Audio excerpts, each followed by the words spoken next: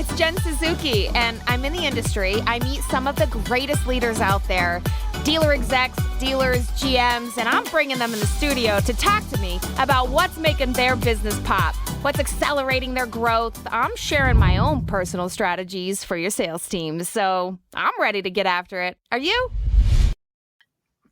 Hey listeners, it's Jen Suzuki. I'm back again, and I want to welcome a guest. His name is Eric Glass. I literally just came back from NADA show in Las Vegas, and I was mesmerized by his ability to just break up the mic. I mean, destroy it. Welcome, Eric. Hi, Jen. Nice to see you again. It's great to see you. Yeah, I don't know if that might be a little overplaying my hand a little bit. I don't know if I destroyed the mic. I'll give No, you did. I worked it No, pretty good, but I didn't destroy it. No, you're really good at bringing in a crowd. I You're way appreciate that. better than me. I was like, let's try this. And then I was like, this is harder. Once you put the mic in your hand, you're like, this is harder than it seems to bring people in to a booth off a mic. I have an inability. I have a lack of caring about anything that anybody thinks when I have a microphone in my hand, which drives my wife insane when we're out in public. So, because I will say anything at any time. So. Just wondering, do you carry a mic around with you when you're I out? don't. She won't. My wife and I have been together since we were 16, and she nixed that habit very early on when we met. So okay. Yeah. All right. Well, I understand because I have an obsession with a stage and a mic. That's my best. Yep. I love it. Love it. Well, I am so glad you're here. And for our listeners, as I mentioned, Eric and I met at NADA. He's with CallRevu, and CallRevu I've been a huge advocate of for many, many, many years because a lot of times I'm training on phone processes for like service and sales. And what better tool than a call recording tool to help you train and coach people? So, Eric is the Senior Director of Sales Engineering and Product Enablement. What does this mean, Eric? That's a lot of titles. I love it though. It's a lot of titles. Like, who has this title? No one except Eric. That are Awesome, Eric. smashed into a bunch of things. So my primary role is around product enablement and making sure our sales teams have what they need to go to market, how to talk about our products, and then also bring in a lot of tools that can help them outside of eating our own dog food and using our own tool set. In that bringing in enablement tools, video, things like that. I've been doing video on the internet since all we had was Drill Player and Windows Media Player. Back when Ben Choder was at a very different company, our CEO. But him and I have known each other and worked together for a long time now. And then on the sales engineering side, acting as the subject matter expert around our product and partnerships. And then, making sure if the sales team needs some extra support, that I myself are there, or Rob Manuel, who you had on the, I don't know why I said Manuel very weirdly there. But who you had on the podcast, I think it was last month. Rob or I are there. He's awesome. He is very, very awesome. He's been around in this industry for a long time. He has super dialed into this. Yes.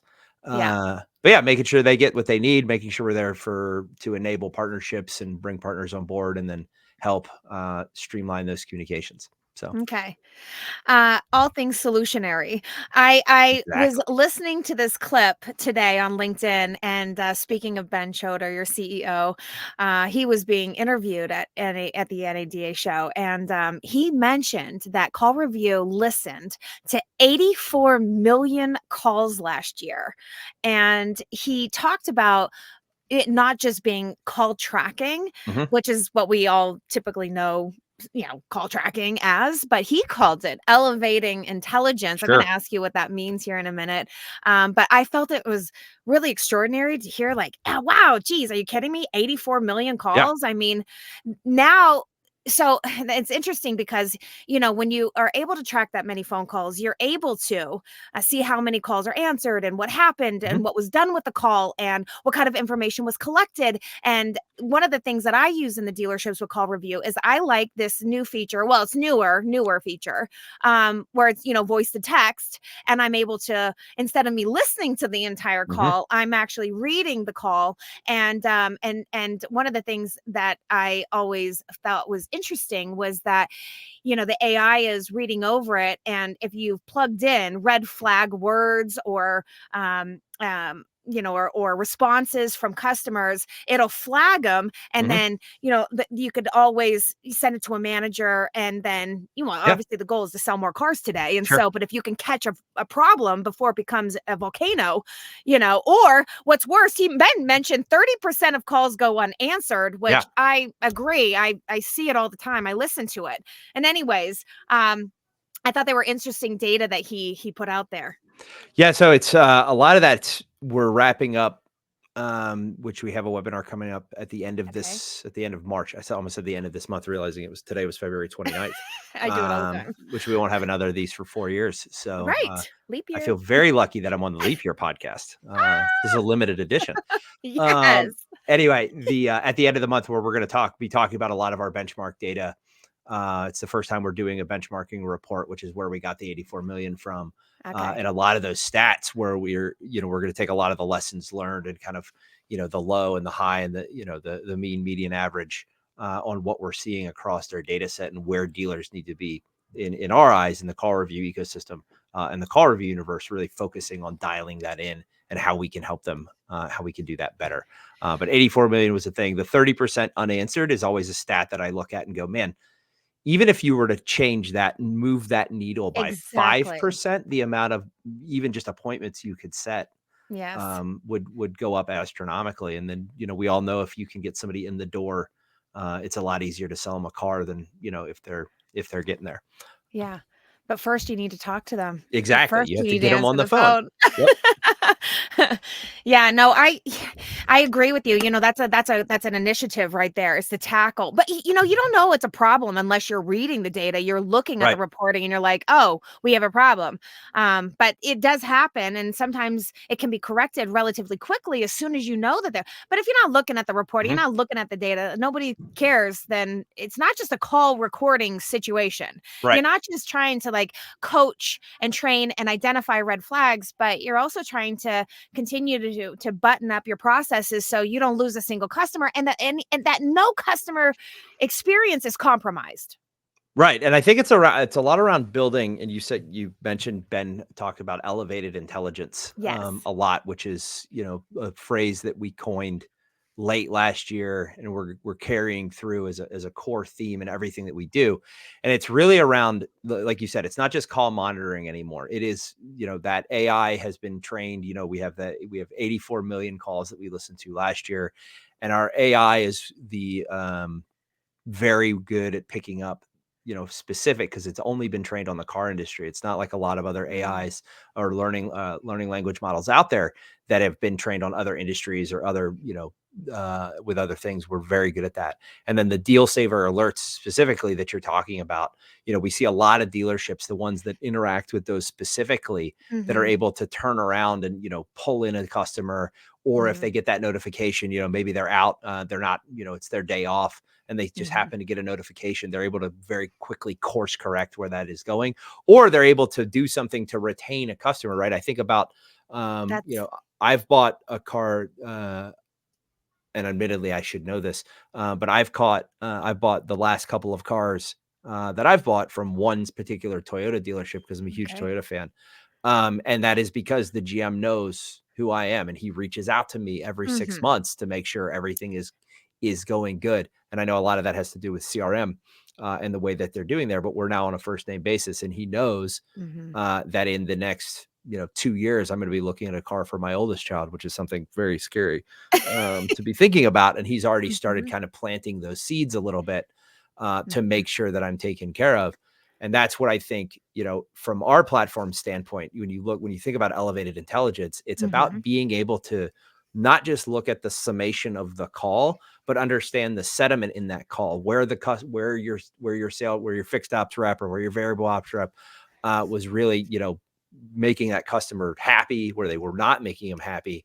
And then mhm, not looking at it from a big brother standpoint, but being mhm, able to coach and say, hey, this is the way, our top tier reps are doing this inside this mhm, rooftop or across mhm, all of our rooftops. Now, how do mhm. we replicate that down across all of our reps and we get them all singing from the same sheet music?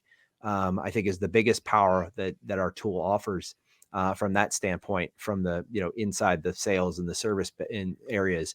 And then also when you look at the brand management side of it, being able to look at where you're stacking up from a Mhm. review standpoint across the industry, how you're looking at your marketing dollar spend to make sure you're appearing where you need to be, all plays into that elevated intelligence. Just quickly, when you just mentioned and explained what that means, I just wanted to target something because it got my mind thinking, and it could Hmm. have just been spinning out of control. But it got me thinking when you said, uh, it's looking at conversions, successful conversions throughout the country, Hmm. and it's identifying maybe some strategies that are successful. Is that Hmm. what you were saying? And how does so I haven't is that like a training thing that's being So seen, or how does that work? training is something that we're looking at. You got to do our AI Mhm. appointment challenge, which is a very, very early model Okay. at NADA. Right now, what you can look at is you can take those, a lot of what you correlate and how you train your own dealers or your own Mhm. sales reps inside of with the data that it's giving us, right? Those daily wrap up reports that we send out, Mhm. a lot of the tools and the data sets that we give you, if you're looking at those in a way that is for improvement versus coming down on your teams, a lot of the strategies that we see across our dealers, the more successful ones, is that's what they're using it for. They're trying to Okay. take that top echelon. Okay, these guys set 50 Yeah. this top echelon of dealers set 50 appointments this week. What are they doing Yes. that is so much? What are they doing? What are the trigger words? How are their Yes. conversations playing out differently than our bottom 10%? And then they're Okay. using that to put together training programs Mm. to bring up that lower percentage to help do that in the data. And then as we move forward, throughout the years, we do have some things on the roadmap that on my product team would come through the mic and strangle me if I mention for the back half of the year. But I will say there's some exciting Mhm. stuff coming that we'll come back on later in Okay. the year and definitely talk about. Yeah, I'm excited because you've got new leadership, new fresh thinking. I can see the ambition. I love like when people solve problems, and Yeah. this is really what this is all about. And speaking of that, you highlight. We talked about 30% of the calls going unanswered, targeting that just to elevate your bottom line. But there's probably some other areas that become more common that you see when dealers tackle them. Then suddenly they've lifted their bottom line. What would you say if you were to pinpoint one thing that dealers that you see on a reg that can be easily overturned to increase the bottom? What would it be?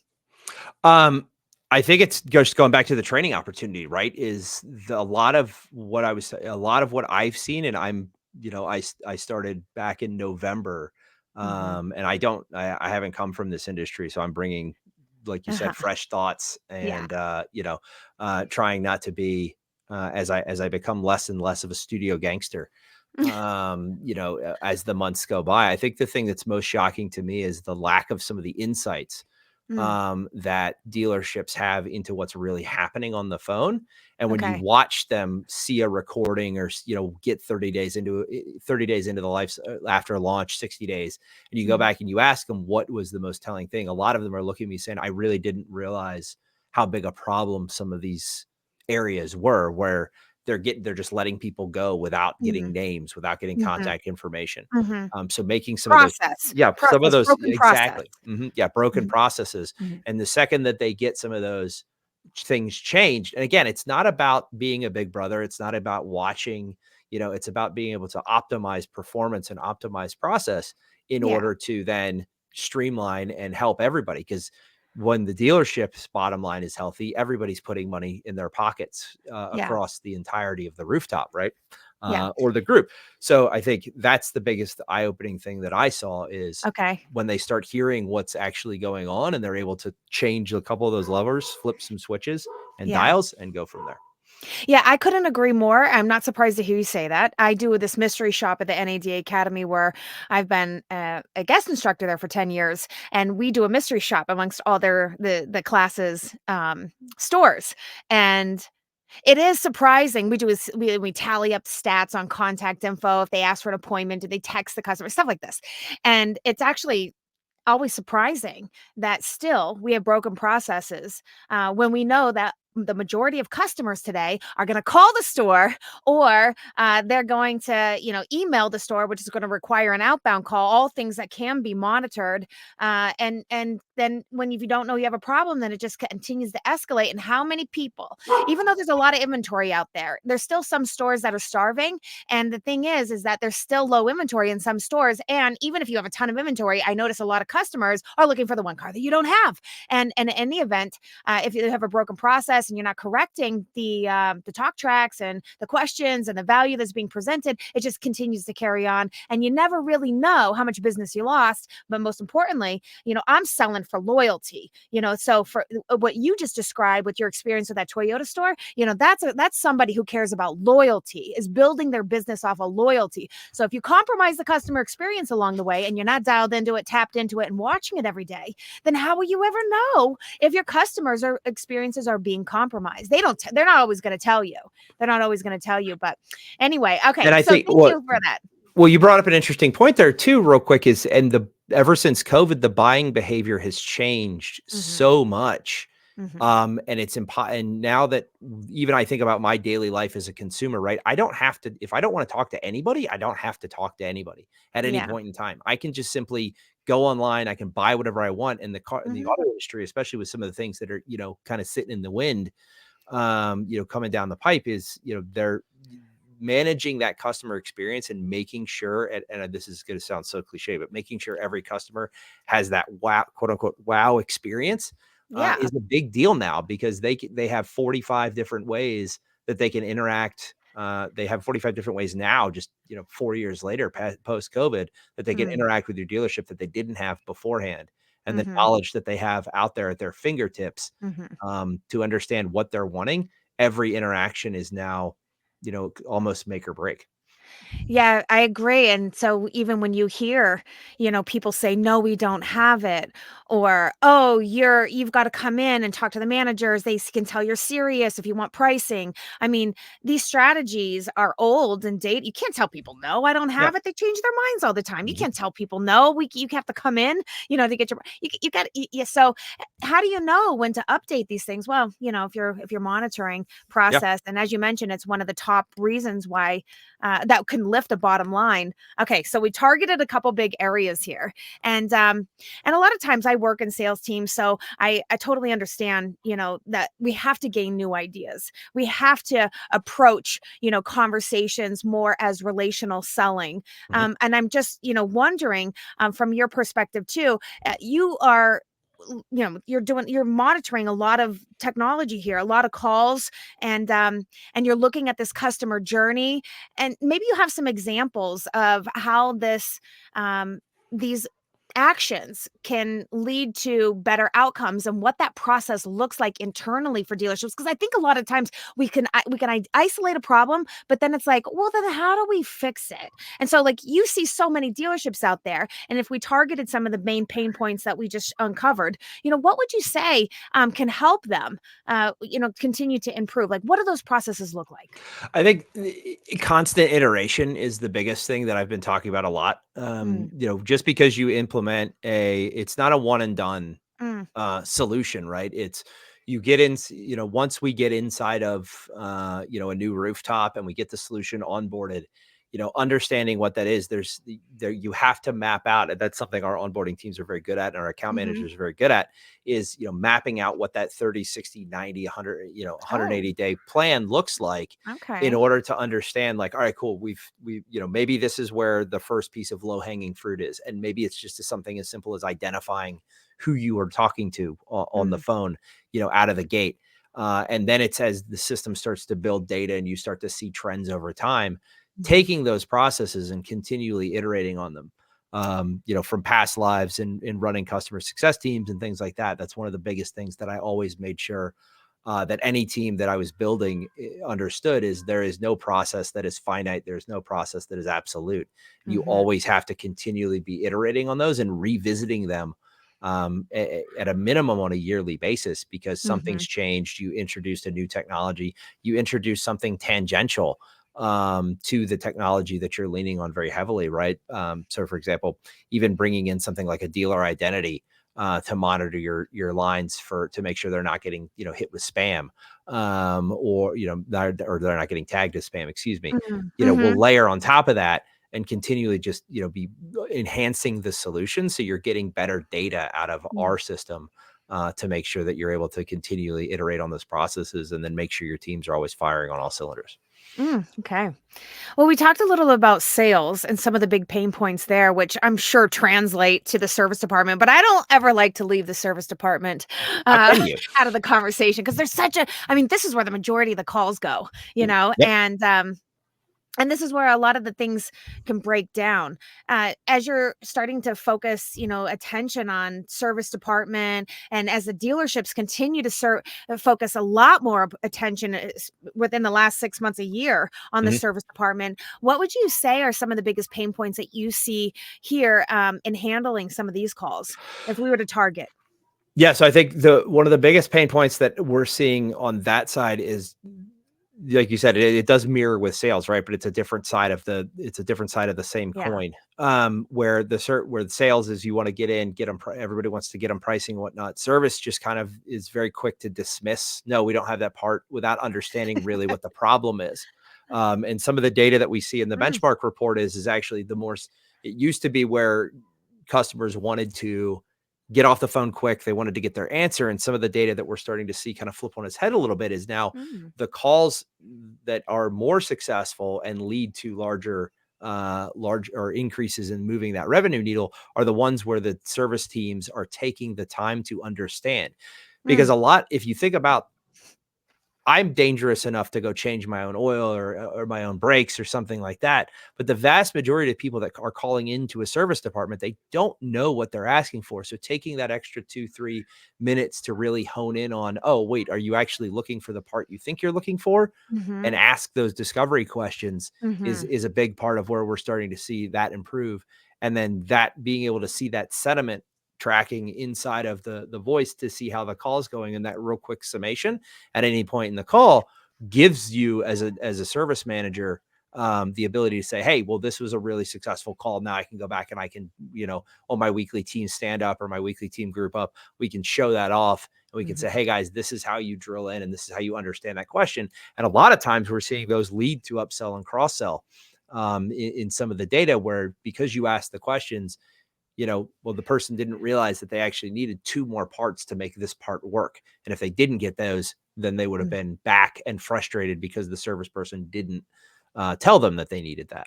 mhm. Which is where we're starting to see that data kind of shift a little bit, which is super interesting to me, because I would have thought it was the opposite because of just how I am. I just want to get on the phone, get me off the phone, give me what I Yeah. need and get out.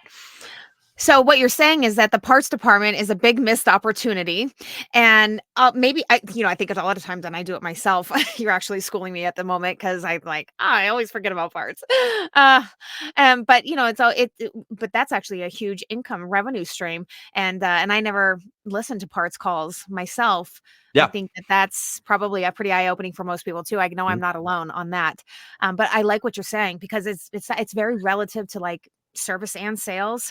Anybody that's trying to solve a problem, ask more questions, Sure. dig deeper. I always say this, find out more. Don't be so basic anymore. People know that you care when you ask more questions, like understand the real problem here, not just yes or no, but ask more questions. And That's then what you say. I think, yeah, going back to what you said earlier, right? It's no longer just about it's about building that relationship. And as Yeah. you ask people Yeah. questions, they're like, oh wait, this person actually is one, listening to what I'm saying, and Yeah. two, they care about what I'm saying. So Yeah. you're gonna get, as you get those questions and you kind of bring down the walls of what it is. Stickier. Yeah, it's stickier, that, and there's such a huge stigma around the auto industry as it is anyway. Yeah. They're um, cold and icy. yeah, They just want exactly. your The money. zeitgeist in the culture is they just want your money. They're just trying and get you in to set the appointment. And I think the dealerships that we're seeing Mm. be really successful Hmm. are the ones that are breaking that cultural zeitgeist a little bit and really focusing in on, using the tools that they have, whether it's a CRM, whether it's, leveraging whatever marketing tools that they're using, the call monitoring solution that, we offer. And that, to shameless plug again, that elevated intelligence that we're bringing allows you to really change and flip how your dealership is viewed from we're going to take your money to, oh no, wait, I'm trying to get you into the second largest purchase you're going to make in your lifetime, house, car, right? Yeah. For most people. And this person really cares about what my wallet, what I'm doing, what I want, the safety of my family, whatever it may be, how cool I look. Am I going to be able to go, am I going to be able to get the hot date in these wheels, that type of stuff. They really care by asking these questions. Yeah, and as you mentioned, it follows through in every single department, and it's not only just the action of investigating, figuring out how we can solve the problem, but it's also brand identity. And a lot of these dealers, they spend millions of dollars on this brand, and many people that I work with, have been in business for 30, 40, 50, 90 years. And the reason why people stay in business so long is because, they're constantly trying to improve the customer experience. Well, when everything shifts to like more of a remote environment, it's a different approach. You don't have a lot of time like you do in person. People aren't just going to show up at the parts counter and order a part. They're going to call and see if it's available. People aren't just going to show up to the service department. Well, they do, but not as often as they going to call or go online and schedule an appointment or inquire about pricing or what the job consists of. They want information. And anyways, I see what you're saying here is that the processes have to improve and target more of retention focused conversations in addition to leveraging technology. Aspects that managers can look at every day in reporting, what would you say would help them boost their bottom line? What should they look at? So from a manager, director, GM standpoint, right, they really need to be they need to understand, how many calls their reps are missing and what volume or what time of day those calls are coming in, right? Am I staffed appropriately at this time? If I've got a huge rush around lunchtime, I've got 100 calls and I'm missing 30% of those at this time. Maybe I need to add an extra one or two bodies at this time on the schedule. And then I'm really light on Friday night. So I could probably, give somebody, move that shift around there is a big one. And I think the other big one is that managers need to look at is pay attention to the alerts, right? Make sure and you're clearing those out, especially in our platform, because that deal saver alert and the way that you can trigger those keywords, you can give our AI a list of custom keywords that it's going to send those alerts on, right? Make sure you're paying attention to those and make sure you're actioning those. There's a lot of dealerships that we work with where we go back and we review those alerts with them, and there's a lot of revenue sitting there. And there's no action on the follow-up, right? Make sure you're going to your department and said, hey, where is this alert at? And we send those out on a daily basis on, this, or you're getting those in real time to look at that. So I love this about what you're doing is that, so a dealer could go into your backend system and they can input words by department that would be triggers for the AI who's listening to the call and, voice to texting and then also red flagging. I think that's so key. And I'm sure you give them recommendations based on, okay. But knowing that, so sometimes when you hand people over like all the answers, they just don't even they disregard it. But I'm glad that we're highlighting it because sometimes people don't even know that's a thing. And then they don't know what to look for it. Right. But the other thing, in looking at some of this, I think you've mentioned something that I think I see it all the time. You can have all the greatest technology in the world, but if you don't have the people behind the alert, it's amazing. Alert me when there's a problem. I want to know that this is my business, that I'm invested in the community and somebody's not happy with something that we did and I could correct it in like seconds, minutes versus disregarding it, circling back 3 days later. Yeah. And so I think what I was going to say is the expectation is now, and as this next generation of buyers comes into the market, right, they're growing up, they've grown, this is the first generation that's grown up with a device in their hands the entire Yeah. time. So there's an expectation that, now for better or worse, right? We're yet to TBD. But there's the expectation that, I push a button and something happens, or I ask a question and I'm getting a response, right? Mm. Which is where I think a lot of this, speed is speeds, speed closes, is what my old CRO at the company I was at before here used to say, Mhm. is speed closes. That's If you facts. can get back to a customer that has a problem Mhm. fast and accurately, then you're likely going to turn that customer into a partner, or an advocate, which is what you Yeah. want. And I've, just the way that the GM at the Toyota dealership that I go to all the time works with me, I'm very much an advocate because of the relationship building that he's done. And that's what Mhm. this, level of insight that we're giving you across all of the Mhm. data points that we provide allows you to turn your teams into, right? They're no longer sales reps, they're relationship reps, is a Woo. lot of what I'm talking about, because you really are, building, like to your point earlier, you really are building relationships with people when you're selling Mhm. them a car, especially now, with the Mhm. way prices are, and inventory, the way it is Mhm. across the board. Yes, and the negative depreciation all over the Yes, place now. correct. We can't leave that one out. I was trying to avoid it, but you went ahead and brought it up. All right. Um, so are there other analytics that dealers should target, again, to boost that bottom line? Anything else that stands out that maybe people oversee, that when maybe you show them, they're like, "Oh, I didn't even know that was there," and then suddenly becomes an obsession? Yeah, I think, really diving into and understanding duration, I think, is, like I said, that's the Ooh, biggest one, is man. how long are your reps staying on the phone? What are those key trigger words that they're doing? Are they following through on, I think the broken promises is a big one, right? Mm, Especially in your services department. seen Are that. you are your reps making a promise that they're going to get back to, and then not following through on that in the time frame that they said? I think is a huge coaching opportunity that we see a lot of, dealerships when they fix that in the process. Okay. That automatically helps with the service department's numbers.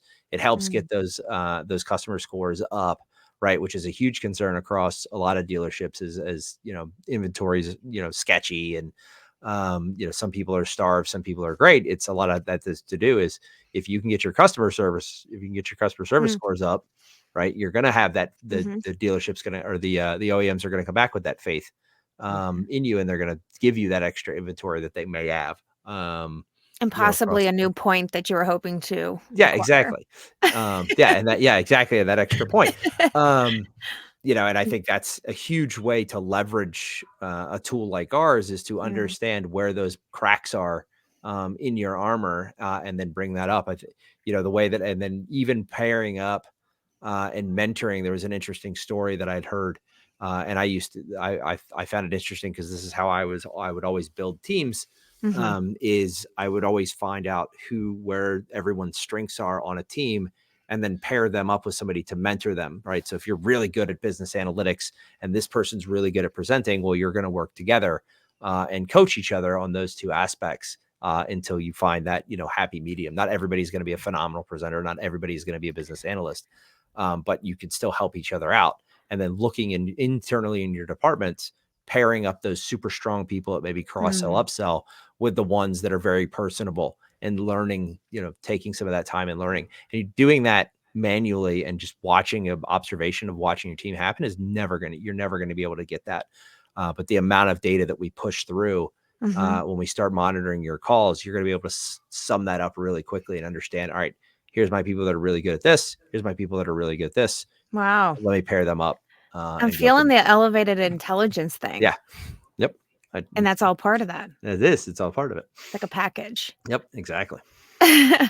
Um, what you just threw down, for me is just invaluable, really. Mhm.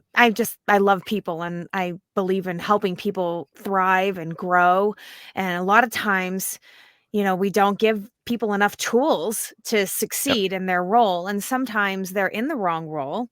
Um, but we would never know if we didn't have something that was tracking for Right. us. If your main role and the main way that we produce revenue is initiated through a call, it has to become an obsession now. In 2024, that's where everybody's at, Yep. But if you're able to evaluate performance, highlight strengths and weaknesses, and then if I have a client, I was just listening to a recording we just did this morning, and she uses a predictive index, which is a personality test. I actually took it in her store because I was curious to see where I fell, but what it does is it separates people and it identifies their strengths and then how they are motivated. And I was just thinking, coupled with what you just shared, Mhm. as a new improved process, because I think a lot of times we do the shadow when people onboard, they're brand new and everything, but sometimes it could be a regular thing. I think it should be. People love to work in teams in 2024. People Yeah. love to lean on each other, and I'm big on team building, and I'm just thinking about leveraging that personality test with your results too, and pairing people up to nurture strengths and Yeah. weaknesses as camaraderie, as team development would be so aces. Yeah, and it's interesting to think about that too from the perspective of, it's a training mentality, right? Is there was Yeah. an old, I had a boss way back in the day. I won't date myself. But he was very opposed to like giving people training Mm, internally because he was always afraid that they were if gonna leave. they were going to leave and take those talents somewhere else, where Right. I that never made sense to me because I'm very much of the mindset like if I train them up, Right. I am giving them a career path and loyalty, and they're going to stay here and they're doing business. If they Yes. decide to move on, wish them the best, Mm, and they move on.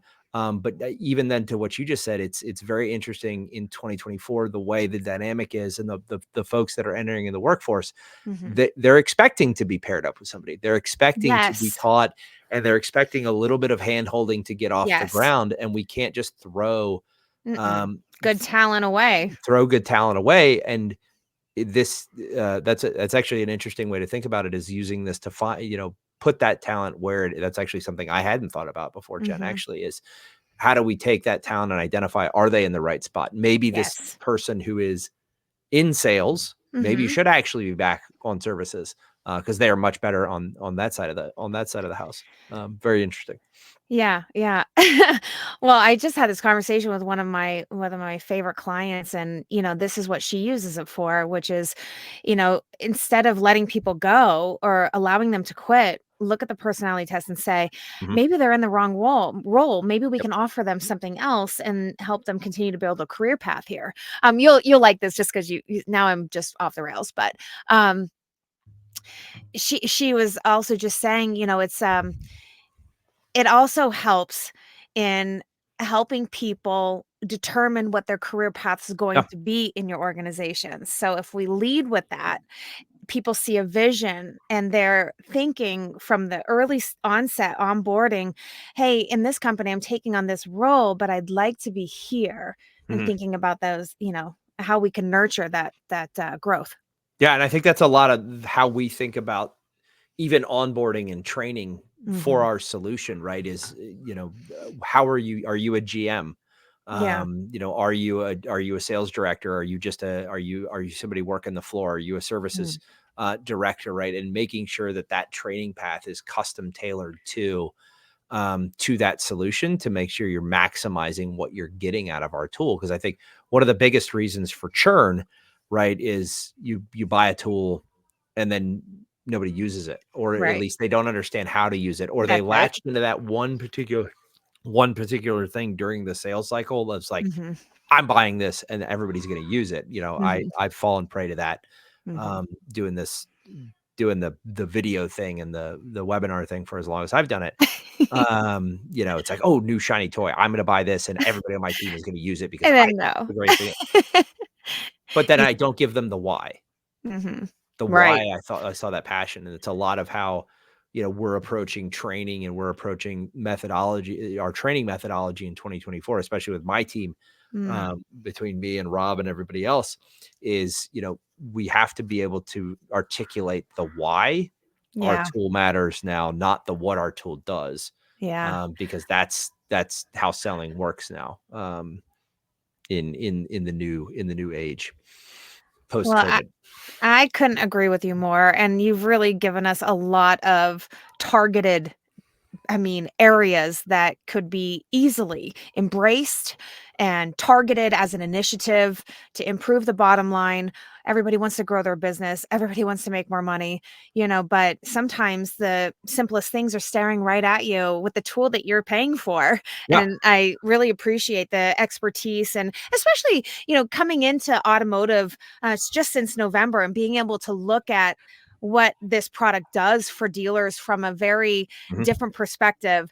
I always appreciate that. I always yearn for that because I've been in the business for my entire life and I see things one way. And I always am, grateful to have time with subject matter experts like you who can share what they've seen and even applying, other industries that you've been working in to what we're doing now to solve problems. And I just really appreciate you targeting these areas for our listeners because, this is truly educational. Thank you. Thank you, Jen. I appreciate it. This was a ton of fun. Yeah. All right. Well, we'll do it again. Awesome. Let's do it. Okay. All right. All right. Well, I guess that's a wrap. Perfect.